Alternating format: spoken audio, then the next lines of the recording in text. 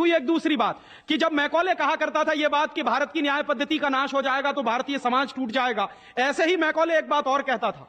Macaulay की लिखी हुई एक चिट्ठी है मेरे पास, उसकी फोटोकॉपी। लंदन में एक लाइब्रेरी है, उसका नाम है इंडिया ऑफिस लाइब्रेरी, वहां से मैंने निकलवाई है। इंडिया ऑफिस लाइब्रेरी में से ऐसे कुछ 50,000 से ज्यादा डॉक्यूमेंट्स मैं निकाल के लाया और वहां के कई लोगों की मदद से हमने वो निकलवाए हैं।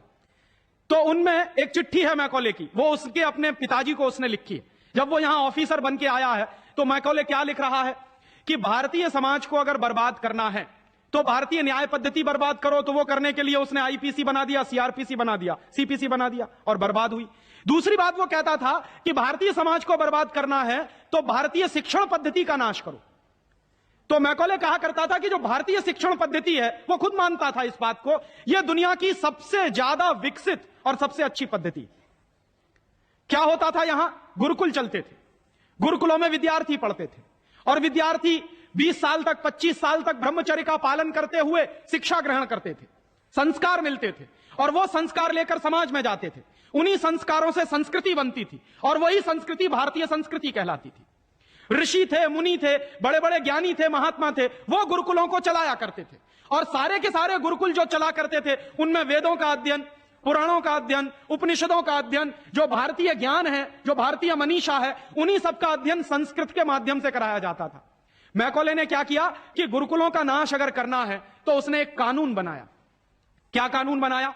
संस्कृत में जितने विद्यालय इस देश में चलते थे, हिंदुस्तान में अंग्रेजों के जमाने में, उन सबको उसने इल्लीगल घोषित किया, गैर कानूनी। और उसने प्रतिबंध लगा दिया कि संस्कृत भाषा के माध्यम से कोई भी गुरुकुल चलेगा उसको अंग्रेजी सरकार मान्यता नहीं देगी। तो मान्यता किसको देगी? अंग्रेजी के माध्यम से जो कॉन्वेंट स्कूल चलेंगे उनको अंग्रेजी सरकार मान्यता देगी। और उसके लिए बाकायदा उसने कानून बनाया। उस कानून का नाम है इंडियन एजुकेशन एक्ट। और यह इंडियन एजुकेशन एक्ट लागू हुआ 1858 में, आज से लगभग 140 साल पहले। तो 140 साल पहले जो कानून लागू हुआ था अंग्रेजों के जमाने में, वही कानून आज भी चल रहा है।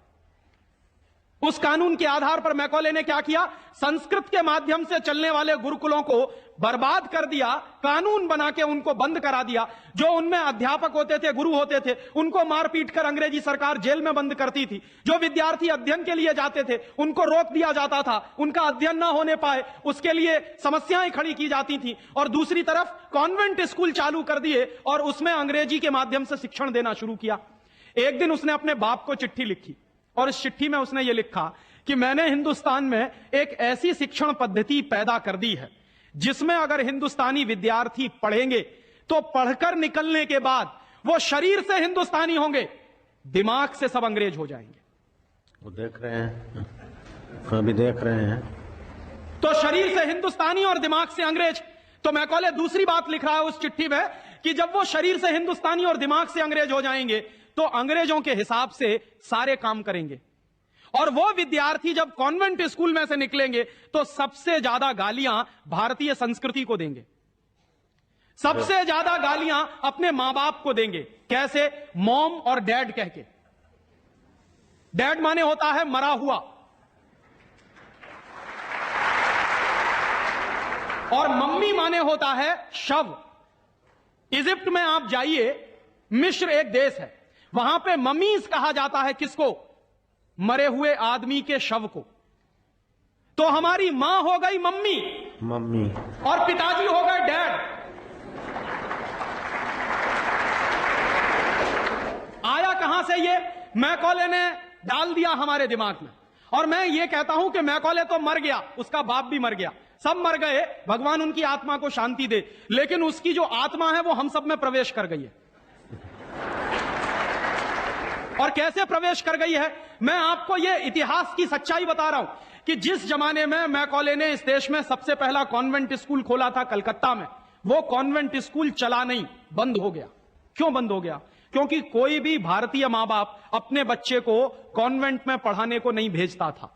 अंग्रेजों के जमाने की बात बता रहा हूं। अंग्रेज अपनी पूरी ताकत लगाकर भी इस देश में कॉन्वेंट स्कूल चला नहीं पाए, लेकिन अंग्रेजों के जाने के बाद गांव गांव में, गली गली में कॉन्वेंट स्कूल चल रहे हैं।